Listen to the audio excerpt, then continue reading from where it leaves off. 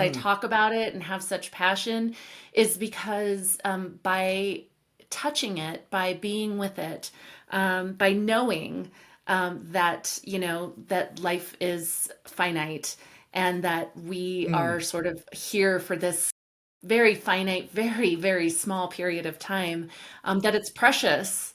And, and so it informs my life every day. It's what gives us purpose and meaning. And so, those big questions about what's the purpose, what's the meaning? Well, it's death. Hey everybody, and welcome to this week's episode of Love, Loss, and Hallucinations. I'm really excited about the guest we have this week. I've been looking forward to this conversation since we first talked about her being on the podcast 3 or 4 weeks ago. Please welcome Julie Mahoney Thomas. And Julie is a therapist who has worked, previously was working in hospice for over 25 years, and has just recently transitioned to a more private practice where she's specializing in supporting adults through the challenges of grief, loss, serious illness, and end-of-life transitions with her practice, The Gentle Way. She is also a psychedelics and life coach and happens to be joining us from Boulder, Colorado. So welcome, Julie. It's such a pleasure to have you here. Thanks. Thanks so much, Scott, for having me. This is one of my most exciting things to talk about is grief, loss, and end of life and psychedelics. So here we are, my passion. That's perfect. Well, yeah. And, I don't feel like that's generally people's passion is talking about grief and loss. So I'm curious first, what led you on this path to specializing in grief? And Yeah.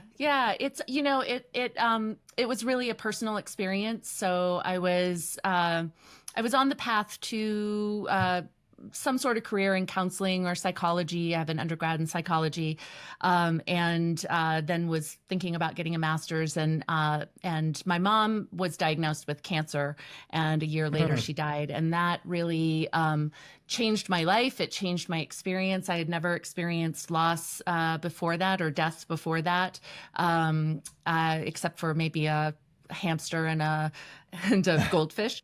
So it was a really new experience. It woke me up to the actual process of grief, which was so different than anything I had ever experienced. I was 24 years old. Wow. And it really kind of pulled me into that area and made me curious. And I realized as I've reflected on that I think I was interested in it or open to the curiosities of sort of the meaning of life and existential questions since I was younger than that, since even before that, which just really led me into this career. And it's been kind of a passion and an exploration since then. So. Wow. Well, yeah, it's hard to imagine a more profound avenue into the whole existential and our existence and life path than grief and loss. So especially at 24. I mean, that's most, I feel that's, to me at 24, I would be like, yeah, no, thank you. But so hats off to you. That's amazing, actually. And I guess maybe we can just start with looking back at that when you were 24, at your 24-year-old self and how you handled the grief then. Maybe just share that experience, if you don't mind, of what you went through then and how you might talk to that 24-year-old now. Yeah, absolutely. Boy, that was a long time ago. It was almost 29 years ago. Wow. So yeah, which, my mom was 51. I am now 53. So, Wow. I've passed some milestones of that process as well. I've lived longer without her than I lived with her. Those were all some milestones. So it's been a long time. And to go back to that 24-year-old self, there was so much that I didn't know and understand about the process, and understanding how incredibly holistic it was, so I think there were so many ways in which, I think my experience of grief was from TV shows and movies. And you would see people, this is how we learn things in our culture, because we don't talk about death and we don't talk about grief. And so it was really seeing movies and raining at a funeral with everybody's crying and sad. And what I realized is that it was so much more. I mean, I remember visceral, Mm. broken heart feeling, where I was like, oh, this is what they mean by a broken heart. I Yeah. can feel it in my chest. And I remember how totally confused I was. I mean, the ways in which I was so proud of the fact that I could remember things and was organized and just my cognitive abilities kind of went to the wayside and how much energy was being used. And I didn't understand that, so I felt like I was going crazy in so many Mhm. ways. And that's Yes. a pretty common experience. And, fortunately, I had already been working with a therapist at the time before my mom was diagnosed. And I worked with her through that process and then into my grief process. And that experience of learning how normal so many of these, and normal, I put that in quotes because it doesn't feel normal. And I think we don't understand that, but just that these responses that I was having were expected, were common, were part of this process, and really kind of navigating that, understanding it, having that validation and affirmation Mm. and support going through it was really helpful for me in understanding what was happening to me, because I had just, like I said, never experienced anything like that before. Yeah. I mean, wow. I mean, that sounds like it was kind of a gift in a way that you were in therapy at the time to, be able to process that with someone in a healthy way. Absolutely, absolutely. And I would say that I had some experience, some feelings of depression in my life. And so Hmm. grief is very similar and has a lot of similarities to depression, but it's very different in a lot of different ways too. So it was kind of understanding the difference of how how I was responding to it and how that looked so different and felt so different than depression, and yet had these similarities and Yeah. how it was Well, affecting my day-to-day life. and I'm glad you brought that up. I'd love to hear, like, from all your teaching and your work, like what does differentiate depression from this grief? Yeah, I think a big piece is that grief. Well, first and foremost, grief is a natural response. It's our response to loss, Hmm. and it's a whole range of responses and reactions, and dare I say, I don't like to use even the word symptoms just because that pathologizes it, and they're really natural and universal responses to losing something that is important, that is valuable, Hmm. that is important to us. Right. And so, in so many ways, grief is this natural response, and everybody has it to some extent. And it also has a much more, so we know that it's connected to something. We have that attachment to loss, Mm-hmm. and then also that it's transient in certain ways, where I think there's a sort of a distinction around intensity and duration that can be there.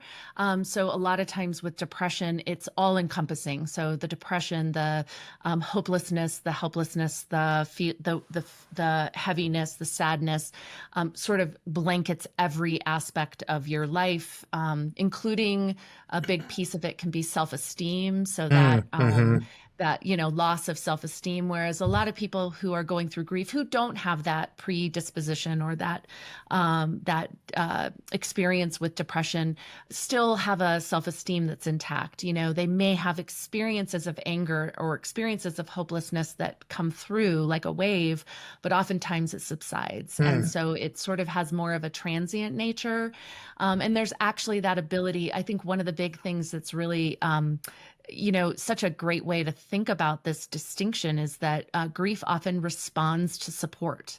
Whereas a lot of Ah. times with a deep clinical depression, even that outreach or that support, having people surround you, even having some resources can sometimes feel hard to access in a Wow. depressive state. So while it looks the same in terms of if you look at a list of quote unquote symptoms or reactions, the way that people may feel, it has kind of differences in how it shows up and how it Mm. responds.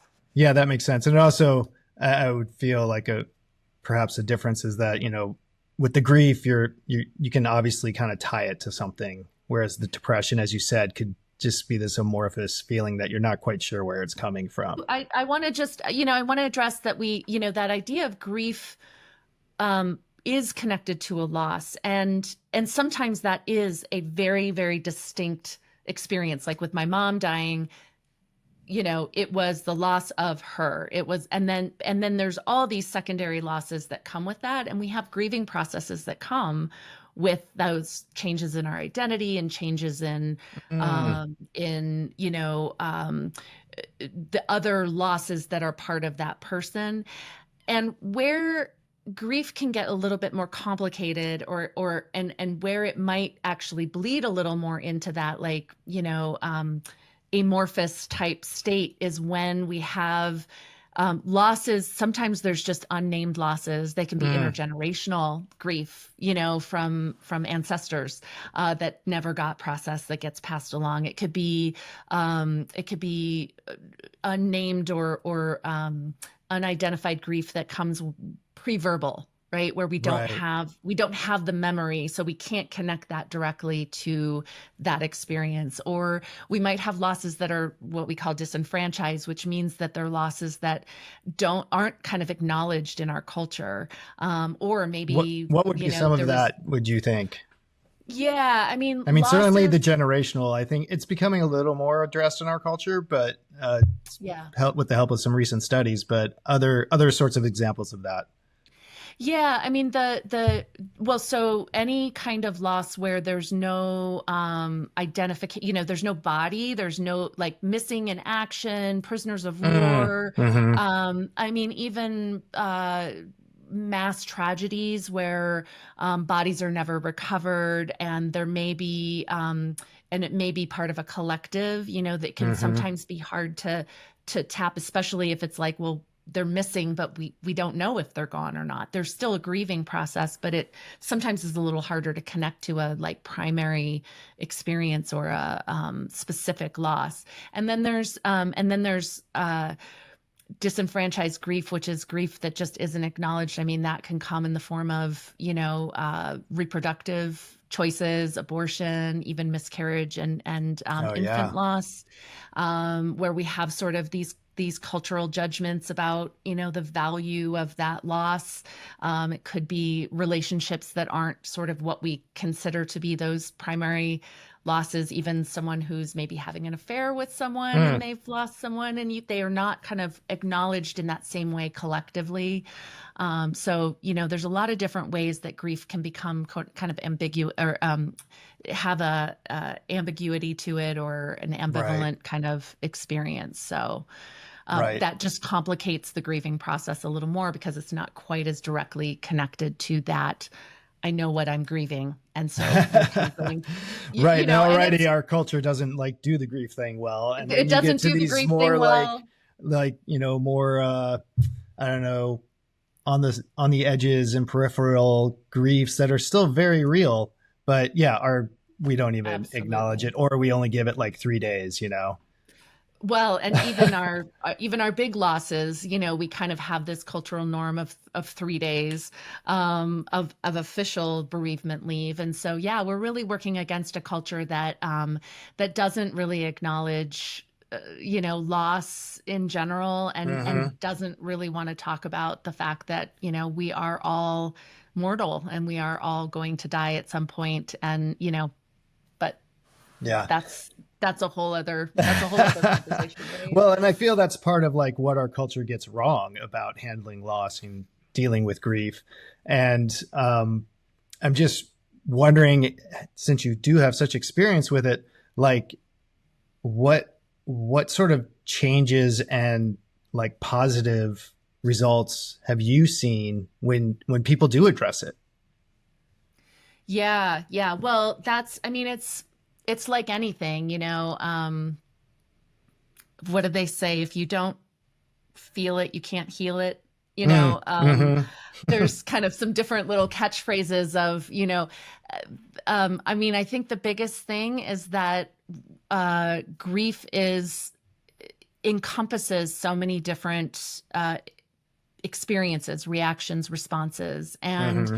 so the important thing, and it's true with really any kind of healing from any kind of trauma or any kind of emotional wounds that may be part of someone's history, is that, it's important to be able to allow yourself to move through that process. And it's, one of the things about grief is that it's incredibly universal in some ways. So, we talk about like it's intergenerational and it's universal and it's cross time and geography, and people have experienced grief since humans existed. Mm-hmm. And at the same time, it's incredibly unique to every single person and every single loss.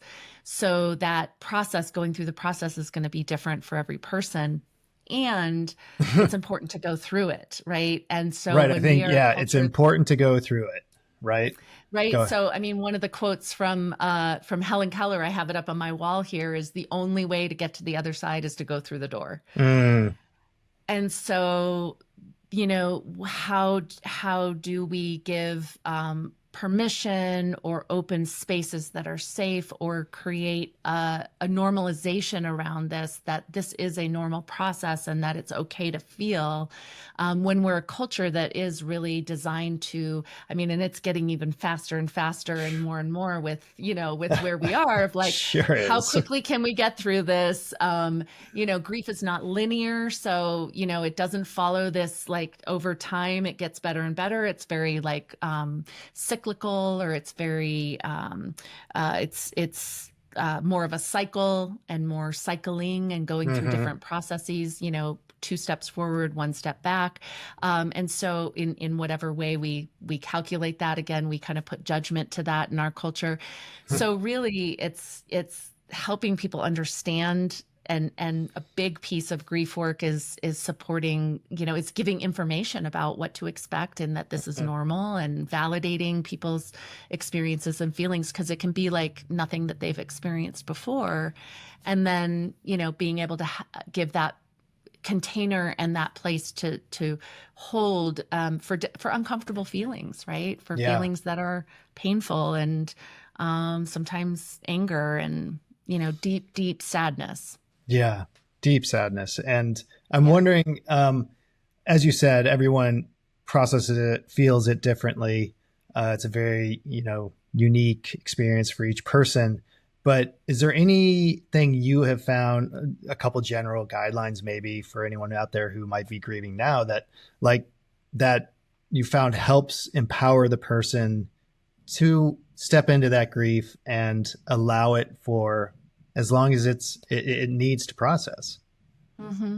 Yeah.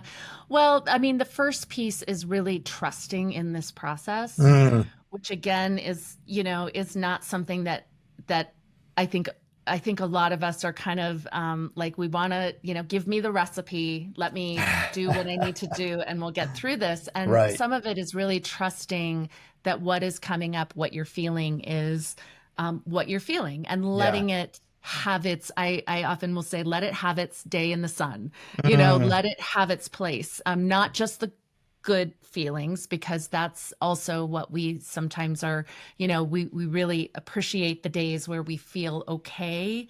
And the harder days, we really are working to push that away. So we spend a lot of energy pushing it away. And oftentimes that energy that we're using to push it away is just holding it at bay until it has its day in the sun, so to speak, until it has its opportunity to have its full expression. Right. And the problem with grief is that it is kind of unpredictable, and it does come up in unexpected places, in unexpected times, and it's not something that we can necessarily control. And so it's also learning, it's building sort of a capacity and an ability to be with those big feelings, Mm-hmm. and trusting that, allowing that expression, allowing that movement out of the body. It's energy, if you think of it, Yeah. from a very somatic, very, we hold trauma in our bodies, we hold this grief in our bodies, and it just needs to keep moving. Right. And Yeah. And so that's, that's one piece. I Would think the would you say support. that? Oh, go ahead. Sorry, would you say that along those lines that if you don't allow yourself in the moment to like just man, if it's just fall down and cry in the middle of the living room, you just let yourself fall down and cry in the middle of the living room, whether that's one day or 1 year after the fact, that if you sort of don't allow that and honor that grief, and as you said, let it move through you and out of you, that it will show up in some other way, like physically in the body. Definitely. And I also, I always acknowledge that we have to grieve in our lives, Mm-hmm. so there is the reality that, a skill in grief can be learning how to compartmentalize when we need Mm-hmm. to, right? When you Mm-hmm. need to go to work and you need to kind of like zip it up a little bit, because you got to go focus, and do the best you can because life is still happening and there's those real life needs and priorities, Mm. that's a skill and it's okay. Like that may be a coping mechanism, but we got to make sure that, then we take that back off the shelf, open it back up and allow that to have its day, that we can't always be, avoiding the grief. But we also can't always be in it. Right. So, Oh, it's a right. balance, So of course. yeah, so I call it like breathing in and breathing out, that we have to be, sometimes we're in it, we have to turn towards it. Sometimes, we have to take a break from it. And so there's a lot of different kind of pieces of that process. And I acknowledge that you know, because as much as it is good when we can to feel the feeling, notice it Mm. coming up, allow it to have its expression, and let it move through. That is not always a reality, in terms of time, space, and the reality of life. So honoring that, and then making sure that you have those Mm. opportunities to do that, and everybody does it differently. Some people are emotional. Some people need to move their body to actually physically Mm. move it out of their body. Some people use art and music and lots of different other tools. So there's not also just one way to do it. And as I said, my model of grief was that you cry in the rain, in the black outfit. That's what grief looks And like, then right? And find your and lover at the doorway when you get home. right, exactly. So it's really like it's so much more than that, and there's so Hmm. many different ways, and that's the unique part. That's the very personal part of how we navigate Mm. this process. I'm wondering, this just came to me, and so I'm Yeah. going to ask it is when you're working with your clients, does ritual play a role at all in helping them work through their grief? And if so, how?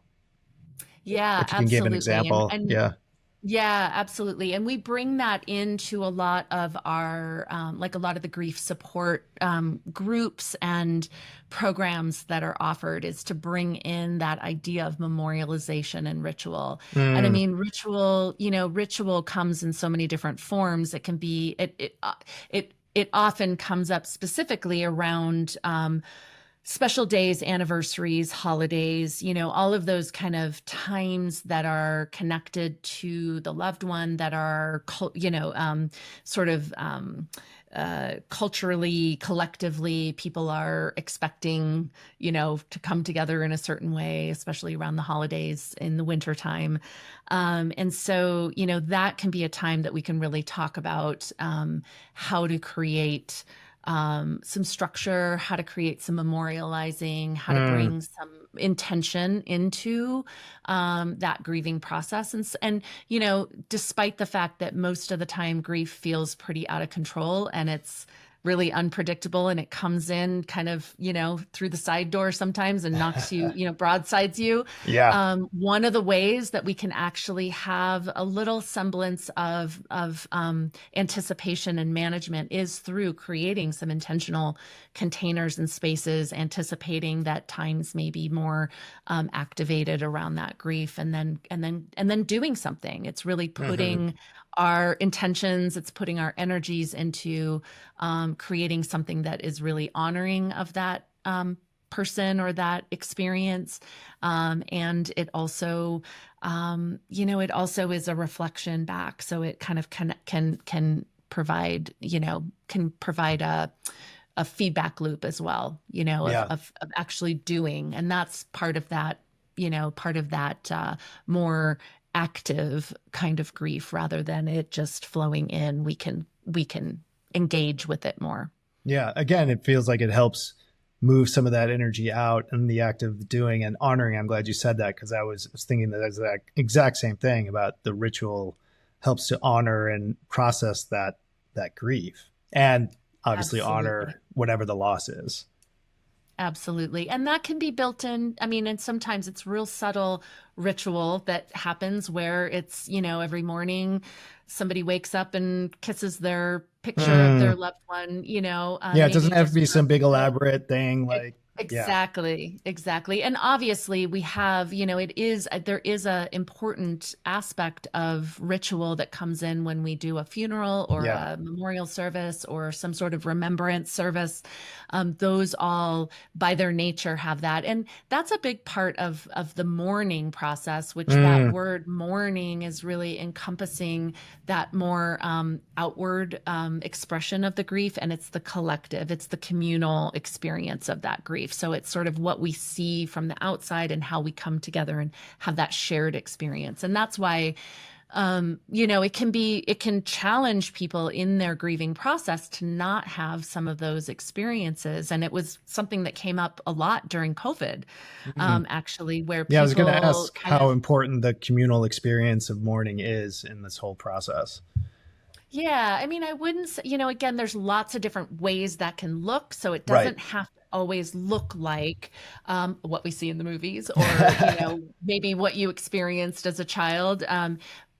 It can be informal. It could be just a small gathering of 3 people on a mountaintop and scattering some ashes. But that intentional act of bringing together and witnessing an experience and a transition of some nature and acknowledging that loss is the power that helps through the mourning process. And it's actually part of what I think helps us as human beings start to make sense of that reality of the loss. It's an actual event. It's an actual experience of acknowledging this separation from this body in this form to not. So, Right. it's Right. ways that help our brains make sense and start to become, have that experience of that loss in Yeah. the physical form.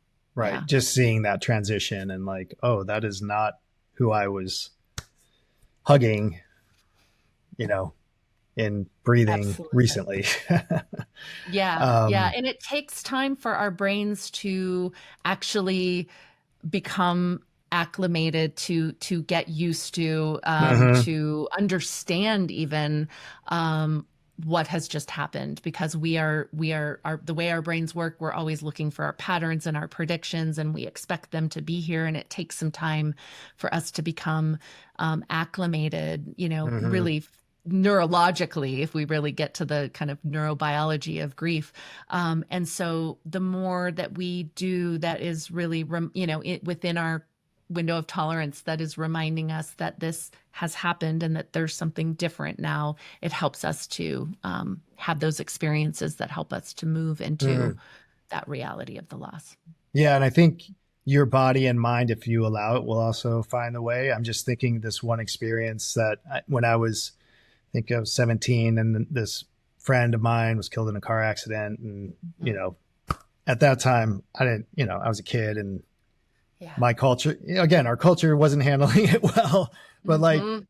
I didn't even know how to mourn, didn't know how to grieve. But this person showed up in a dream, you know, Hmm. and was like, "It's okay. I'm okay. Everything's all right. I've just, Yeah. I've moved to somewhere else." And and that was such an important part of that mourning and grieving process for me, to be able to have that interaction, even if it was just a quote unquote dream. For those watching, I'm putting that Yeah. in quotes. Yeah, exactly. Well, and the power of, I mean, not to jump over into more expanded states of consciousness, Oh, let's which I jump. think dreams are too, but I think that's the power of being able to expand from this form, into these other ways of connecting and potentially communicating or having experiences of being able to stay connected beyond this physical form. Right. So dreams can be a very powerful way to do that. And I'm grateful that you were able to receive that, because how old did you say you were? Like 17-ish. Yeah. Yeah. Yeah. I mean, a lot of 17-year-olds would either just poo-poo that or, would kind of, brush it off to just a dream. Yeah. Well, I think those I think really powerful. Yeah, there's certainly a part of me that wanted to brush it off as just a dream, but it just stuck, and obviously here I am recounting it now. So absolutely. Well, speaking of expanded states of consciousness, you are working with psychedelics now in this realm. I mean, just tell me a little bit about that. How does it weave its way in? What are you finding that it's helpful for? All the good things. And also what kind of plant medicines are you mostly using for your work? Yeah. Gosh, if you would have talked to me 6 years ago, I would have said, yeah, I hear they're doing stuff with, psychedelics, and it sounds really cool and powerful, but not me. And, I've never done that. But life happens, and, we have experiences, and I know my own personal experience of realizing that I wanted to expand my perspective, and I felt kind of at my own crossroad in my own personal spiritual growth path, and knew that I needed a leap.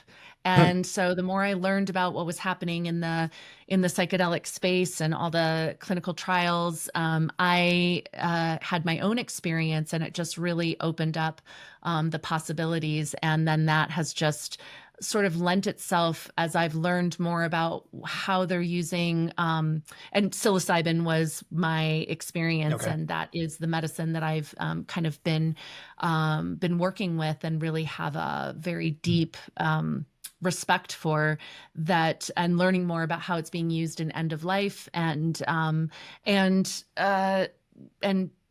really anything, really everything. But particularly my interest in end of life and facing, experiencing demoralization and existential anxiety, and that end of life depression, and all the things that we know, fears, and all the things we know that come up.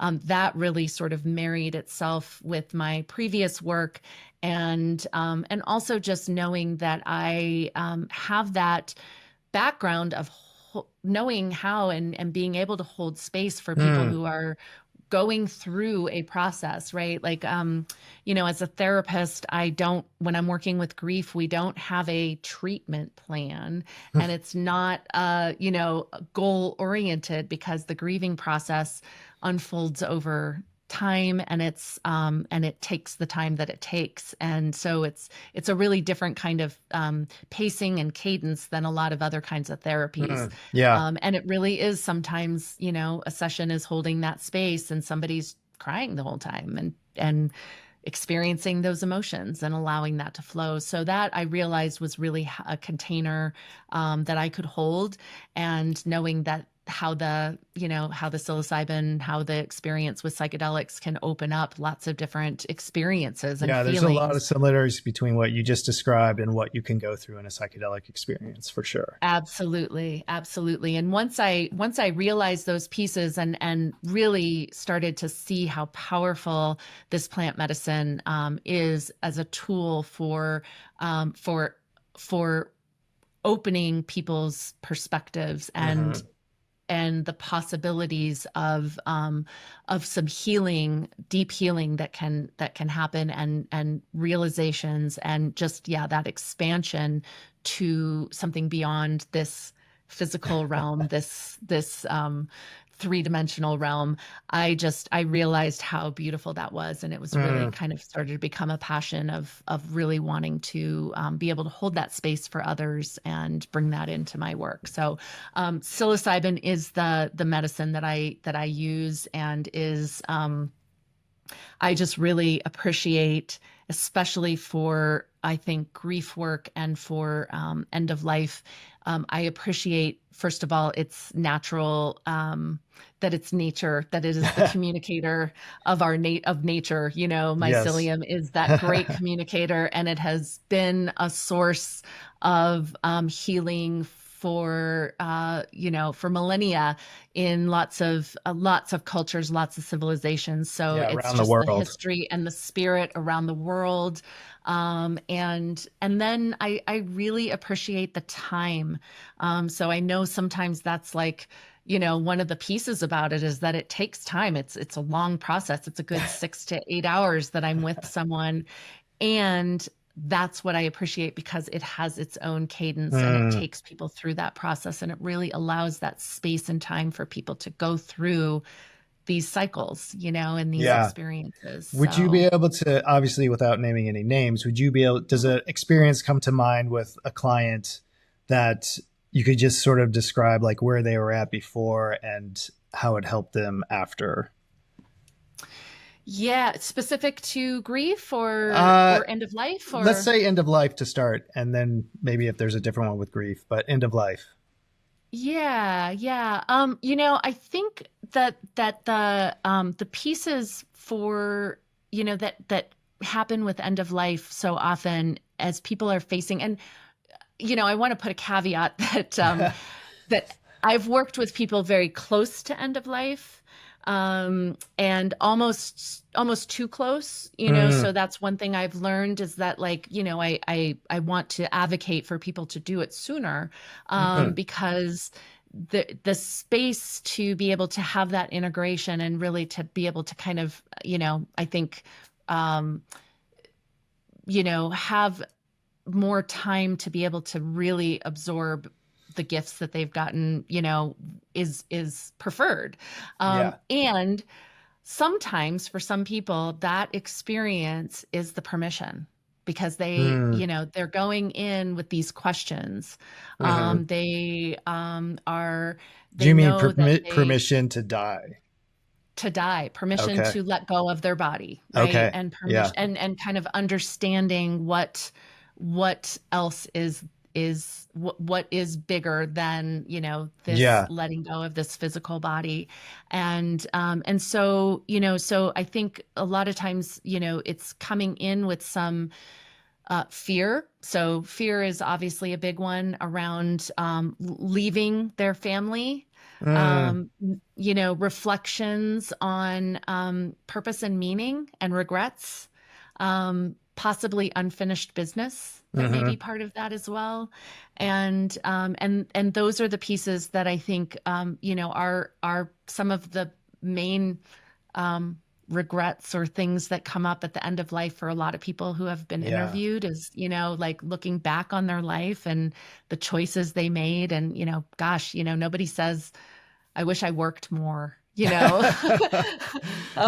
it's usually like, oh, I wish I really got to express myself, or I really, and so I had one in particular who had been a very high achieving uh, scientist, Mm, and was probably more cerebral in her life, and was kind of in this process of facing her death and saying goodbye to a young child, mm, and that her experience of being in the medicine, especially after a year of going through treatments, really gave her an opportunity to connect back to her body, which she mm. had not felt before, or had not been connected to, and literally was dancing in the living room, and was able to, and was having this experience that,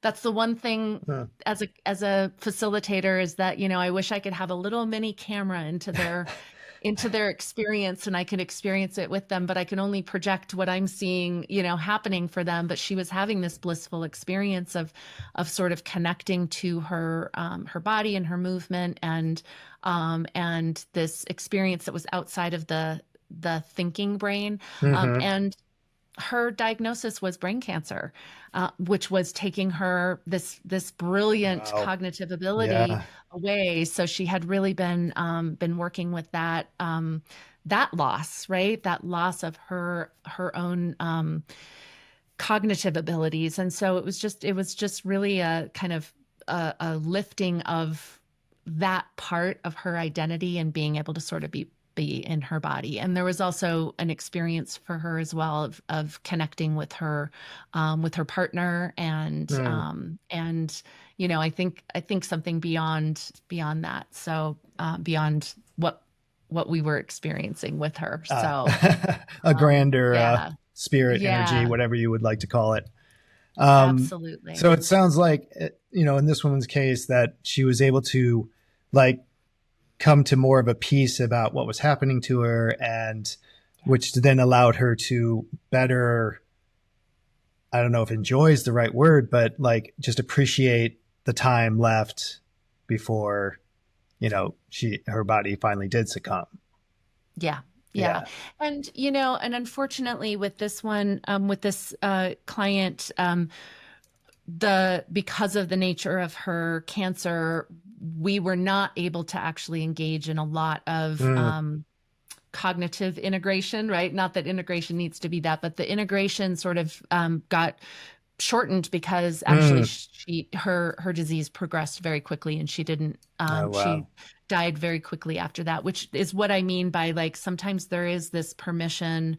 It gives a permission to start to let go or to I mean, especially she was younger, and I think for a lot of people holding on, we're holding on to these pieces. We've got Yes. work to do or things to do or questions to be answered. And I Hmm. know for her that she had an experience that supported that. So Which again speaks to trying to do it sooner once this is happening than later.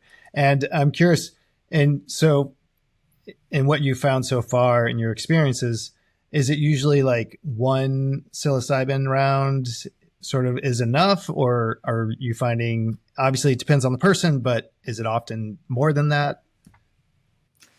yeah, I mean, so I think it depends. Mm-hmm. And I think that in general with psilocybin, I mean, I think that it's like any kind of healing process is I see it as like a peeling back, like a peeling back of the artichoke, right? To get to Mm-hmm. the heart. Like we're kind of born with this essence, and then life covers it up with all of our different, experiences, our Right. different coping mechanisms, our defense mechanisms, and all the things in life that sort of creates, layers of protection or layers of, skepticism or whatever it may be. And so, that peeling back is a process where each layer allows us to get deeper. Mm-hmm. And so I think there is a value in having, more than one experience, depending on what people's goals are. I think a lot can be opened and can be shed and can be changed in one experience for someone. But for people who are doing that deep healing work or who are really looking to kind of peel back these Mm, layers that have been, potentially there for, 50, 60, 70 years, that more than one sort of helps each time they go back into that right. experience. They're going a layer deeper to places that they couldn't access before because they were Yeah. just buried under there. It's like I'm a gardener, so I think of it. Everything is a metaphor of like it's like digging in the dirt, and I can't tell you how many times I've dug the same hole, and every time I find something new in Something there, new. Yeah. They that I each kind couldn't of tend find to, last time. and they each tend to build sort of one on the other. You can Exactly. sort of feel the Exactly. thread going through. Um, Absolutely. yeah. And I'm also, just because we sort of touched on it, is it different for people who are grieving a loss? And that could be, a loss of a loved one or a pet, or it could be a loss of identity or a loss of a relationship. These are all, well, I guess before we get to how psilocybin affects grief or can affect grief, I'm Mhm. that just brings to mind a quick question I had. Like, does the body, you think, recognize the difference in loss? Like, does it recognize a difference in the loss of a person versus, say, a loss of identity or, a job, say? That's a really good question. I I think that grief is grief is grief. So Mm, grief is a response to a loss, and losses come in many forms. mhm, And I think, again, going back to going back to what I believe is true in healing, what I believe is true in with psilocybin work too, and we talk a lot about is, trusting our innate intelligence, our body's intelligence. We actually, just like our body knows how to, our heartbeat, and it knows how to heal. I don't have to tell it to heal. It just heals. right. It knows how to heal from our experiences. We just get in our own way. Mm. And that's kind of part of, our beautiful big brains and Us how humans are very good at getting in our own we're way. very, very good at getting in our own way. So, so I think that, if we were left to our own devices, and possibly in other cultures that, that kind of don't live in this very independent, Mm, pull yourself up from your bootstraps and, quickly get over stuff and get back to pleasure, right? Avoid mhm, pain, seek pleasure. Um, I think the healing process happens more organically, and it is allowed to happen. And it happens in community, and it happens with mm, support. And there is an inner trust of that, we know how to heal. So with that said, I think that what happens with different kinds of losses is more about how we create stories around it, mm. and how we either allow ourselves to grieve or not grieve, because it's, again, something that we acknowledge as being deserving of a grieving process.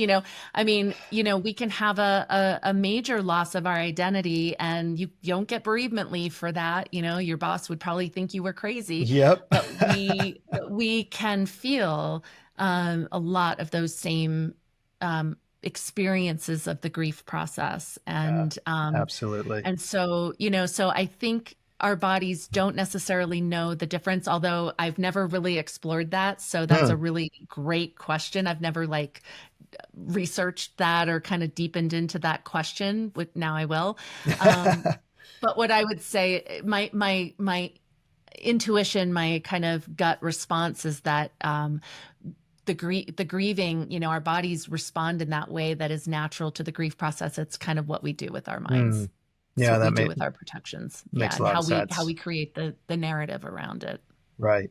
That makes And even sense. acknowledging it, because frankly, I think so often, and that's a big piece of what I do in my work, is just even naming it. Someone goes, Mm. "Oh, that's grief. Oh, yeah. Oh, I never even really thought of that a loss of identity, or a loss of innocence, or, you know, even sometimes, a loss of something physical that is important to them, that it deserves a grief process." Yeah. Yeah. Yeah. Such an important point, which, yeah, I hope Yeah. more people pay attention to that in their lives. But yeah, also, so back to psychedelics and grief. What have you been finding? How do psychedelics treat grief, help grief, people who are grieving? Yeah, yeah, I think so. So I think there's a couple different things. I mean, what I've found is that, so not necessarily people coming in to have an experience who have had a loss and having their intention be about the grief process. Hmm. I mean, there is that kind of intention, like I'm going through a grieving process, but what I find more than not is the people who are coming in with intentions that are about just general healing, or, maybe they're coming in, life purpose questions, meaning of life, relationships, that, that grief shows up. Oh, And that's something that I think, is, it's, again, it's sort of an opening. What we know about psychedelics and psilocybin is that it opens up perspective. So I often think, we're going through life with these blinders and this very, specific way that we have been taught that things are, whether they're our own Right. personal narratives or our culture's narratives. And what the medicine does is it kind of opens up that perspective. So there's maybe some other possibilities of reality or possibilities of pathways, of belief systems, of experiences that can happen. And so that, I think, in and of itself just opens up these possibilities of those experiences of loss or experiences of meaning or whatnot. But also psilocybin and psychedelics often have a very strong experience of connectedness, whether it's connectedness to self, connectedness to others in human form, or connectedness to a greater source, everything, the everythingness. And so that opening to connection often is what opens up, I think, the grieving process. And beyond what I can't say what I know, but it might open portals to other realms that allow that connection and that communication. I just recently did a session with someone, and it was not she was working on totally separate other kinds of issues, and very strong connection, very strong theme through her process was a connection with a sibling who actually died while she was in the womb of her mother. Wow. And they never actually met. It was so her sibling died when she was very young. But that came in as a strong theme and a strong connection. So it was very unexpected to her. Not unexpected to me, but we never know what we're going to get. But that kind of brought up the fact that, there was some grief there and some other losses that came through too. So, that would kind of be where I think it really comes to these big, broad themes of that connectedness. And then, the expanded, a big part of grief is that a big part of the grieving process is this idea. Now they talk about it as sort of continuing bonds. So how do I transform? How do I readjust or have a different way of relating to this person who died now that they are no longer in this form? I can't physically touch them, but how do I stay connected to them? How do I have a relationship with them? And, I think this, something like psilocybin and a state of expanded consciousness and being able to sort of tap into some other possibilities opens up that a little bit more, maybe makes it a little clearer about how to stay connected, what that means. Yeah, I that absolutely resonates all of what you just said, because actually that friend I mentioned earlier that I had the dream about, again, I did a journey and he showed up, was not expecting it. And finally and this was 30 years later, probably at least, was finally able to grieve his passing and feel a real authentic new connection with this person, even though, he'd been passed for 30 years. So, right. Absolutely. And that's where, in this world, in this life, it's well, it's been 30 years. He died when he was young. He's no longer in his body. I don't know exactly where he is, or I know exactly where he is. And we have these kind of stories that are very rigid sometimes and kind of part of our construct. And I call it sometimes shaking the snow globe of our minds to just kind of see if there's some other perspectives, other possibilities. And I think particularly when there's an important experience of loss, that can just open up the possibilities. Yeah. Yeah. I completely agree. And that has definitely been my experience. And then the snow globe, I love. That's such a great analogy. Yeah. Yeah, I Um, think, and there's lots of ways to shake our snow globe, gently and with these different tools, whether mhm. it's psychedelics or I also do brain spotting, which is another form of sort of somatic and trauma work, of being able to kind of it's, working with the neuroplasticity, working with new neural connections and working with the release of that Oh, energy that wow. we And this store in our doesn't involve bodies. any So plant medicine or anything like that. does It's not just involve a, plant medicine. wow. Yeah. Wow. Yeah. It's similar to an EMDR. So if you've heard Okay. of like Yeah. EMDR and some of Hmm. those kind of somatic experiencing, it kind of it's a very similar, I call them, they all kind of work in that same subcortical nonverbal place in our brain that stores and encapsulates our traumas or our stuck Mm. patterns, our Yeah. stuck places. And it works. They all work in the same way. They just come in different doors and kind of work in a little bit different ways Wow. that they access some of that. So Wow. actually, I think brain spotting and psilocybin work very well together. And I Hmm. use that sometimes as a preparation and or integration tool.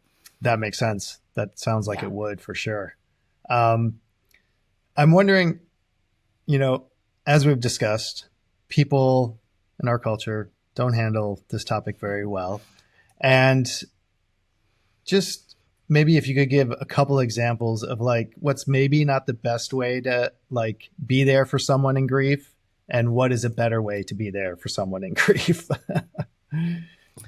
Yeah, that's such a good question. And it's probably the number one thing that topic that comes up in a grief group, Mm, is what are the things that have been helpful? What are the things that are not so helpful? Mostly people we all have a negativity bias. So it's like, what's not helpful first?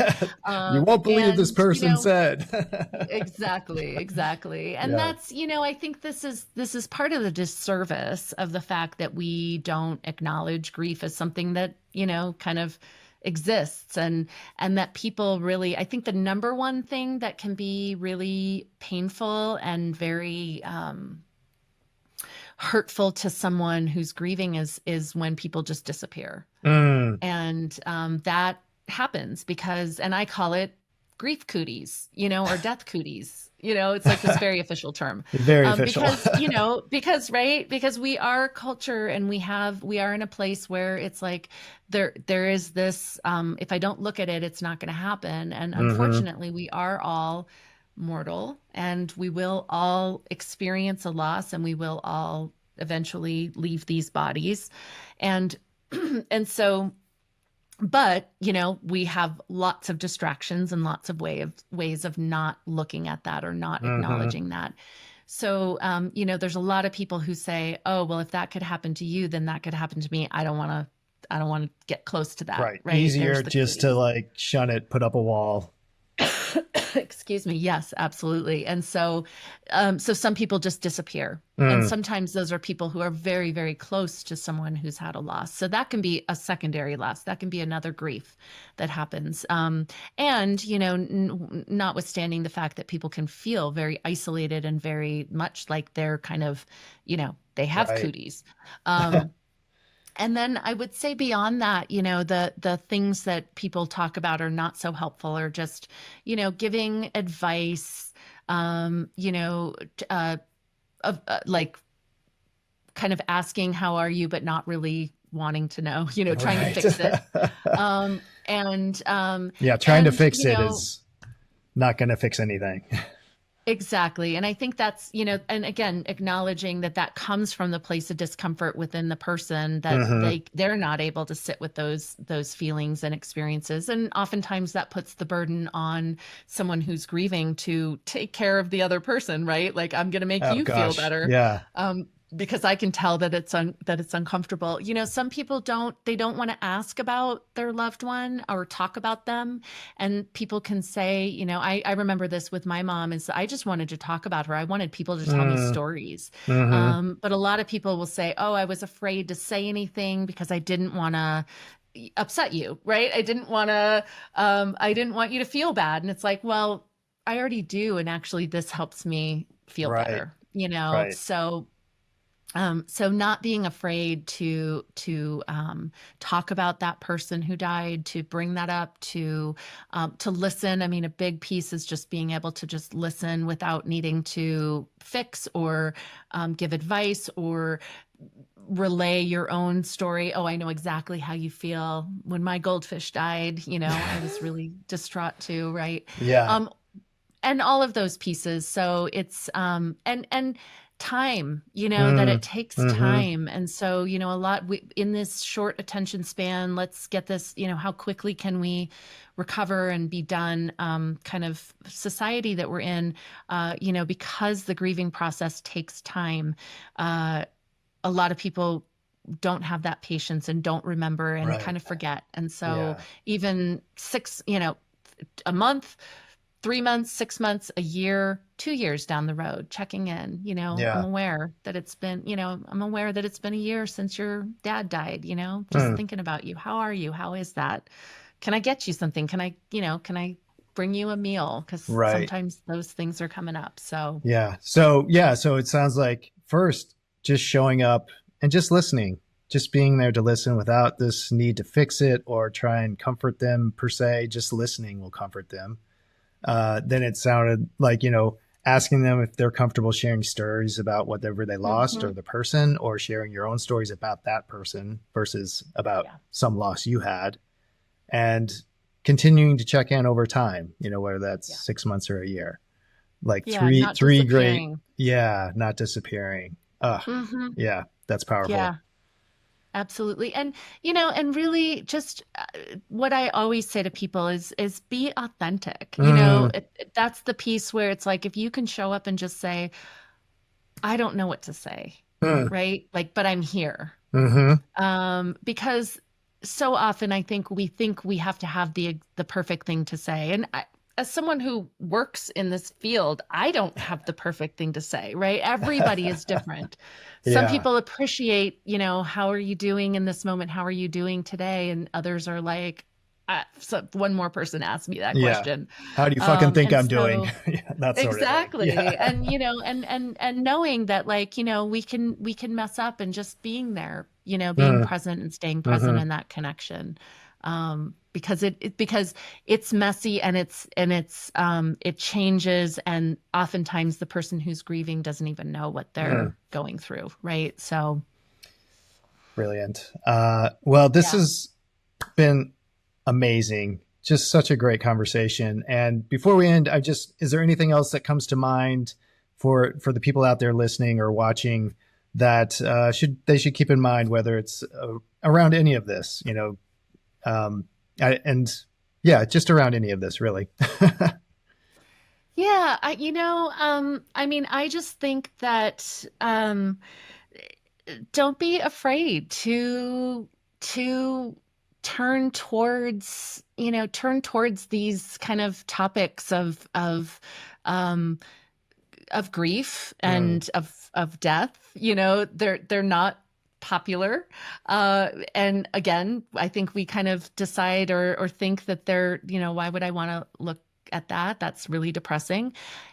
And I know for me, one of the reasons why I've stayed in this work, why I love this work, why I, smile as I mm, talk about it and have such passion is because by touching it, by being with it, by knowing that life is finite and that we mm. are sort of here for this very finite, very, very small period of time, Very short. that it's precious. Yeah. And so it informs my life every day, to an extent that it has me look at the world in probably a different way than I would if I just, kind of take that out of it. And I think it's what gives us purpose and meaning. And so, those big questions about what's the purpose, what's the meaning? Well, it's death. And so, it's so what are you going to do with this one precious life, One as precious Mary life. Oliver says, right? Yeah. And not to squander it. And Mm, what's really important comes through so often through the experience of of plant medicine, where it really kind of, takes down some of those barriers and connects us to, nature connectedness, connection through love and source and something bigger than ourselves, and just a little bit of answering some of those big questions, our soul and our spirit and all of that. So I think they really go well together in what goes back for me of when I was asking these existential questions back when I was a teenager, and sort of continuing on that road of what is this all about? Yes, that was all just so beautifully said, and I just and I just want to say, for those not watching, like, just seeing your passion, and you have been smiling, and like the amount of love you have for this work is it's moving. So thank you for this incredible hour, and thank you for the gifts you are giving the world. And before we go, where can people find you? So they can find me at my website, and it is www.thegentlewayhealing.com. And that's probably the best way to go check out my website. And there's a place there. It's got my contact information, and they can send me questions or take a look at some of the services that I offer and the resources that I have there. Awesome. Well, and we will link that in the show notes and all that good stuff. And if you like this conversation, have any comments about it, do all the share, like, comment, all those things. We all appreciate that. And thank you again, Julie. This has been a wonderful hour, and I wish we had more time. So maybe we'll have to revisit this. Awesome. Sounds great. Thank you so much for the invitation, Scott. I love talking about this, and it's been just such a pleasure, and it's really ignited me back up in all these pieces, pulling it together. So love talking about it. Thank you. Excellent. All right. Till next time. Thanks.